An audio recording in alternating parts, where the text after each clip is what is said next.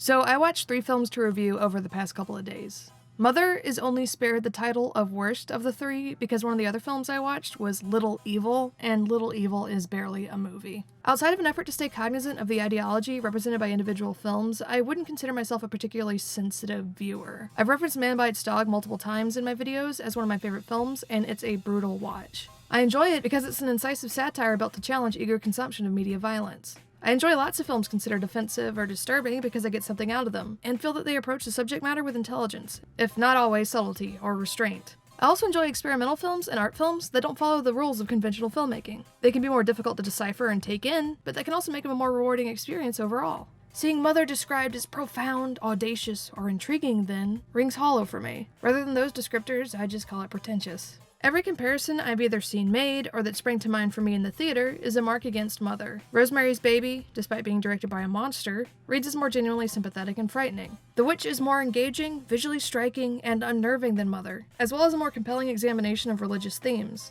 Melancholia, not even a film I particularly enjoyed, has much more arresting visuals. Endless close-ups of Jennifer Lawrence's face is not a visual style. In the case of Mother, brief misogynistic violence isn't a brilliant critique of patriarchy, and a bunch of strangers being rude and annoying for 2 hours isn't a compelling biblical retelling or examination of the pitfalls of fame. Asserting that Mother does a good job at criticizing us for enjoying on-screen violence is insulting to a film like Man Bites Dog, which, while lacking Mother's budget, also lacks its pretension. And asserting that it's brutal and difficult insults the film Antichrist, which is a tonally similar but legitimately fearless and confrontational film. These and other films, Straw Dogs, The Babadook, films by Buñuel or Lynch, succeed where Mother falls flat. Even Hateful Eight, with comedy immediately undercut by confronting the audience with what they're laughing at, handles media violence against women better than this movie did. I can certainly appreciate any film that experiments and borders on an antagonistic relationship with its audience, but I prefer there to be some kind of insider payoff, or to be truly upset or unnerved. I've seen Mother characterized as a misunderstood film.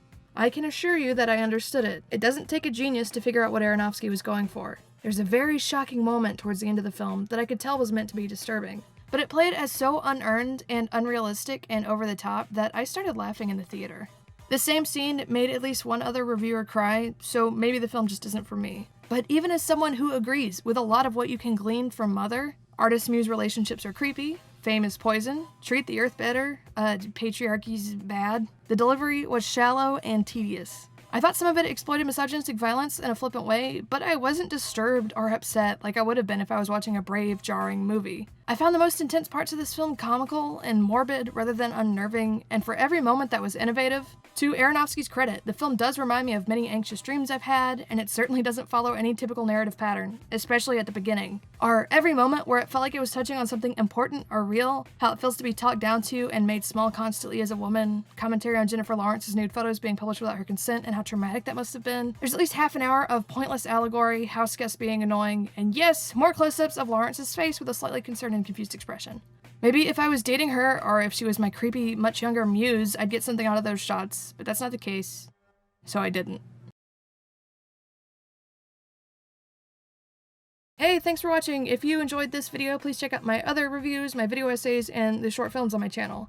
If you have some spare money, please consider donating to my Patreon so I can keep making videos like this one. Thanks!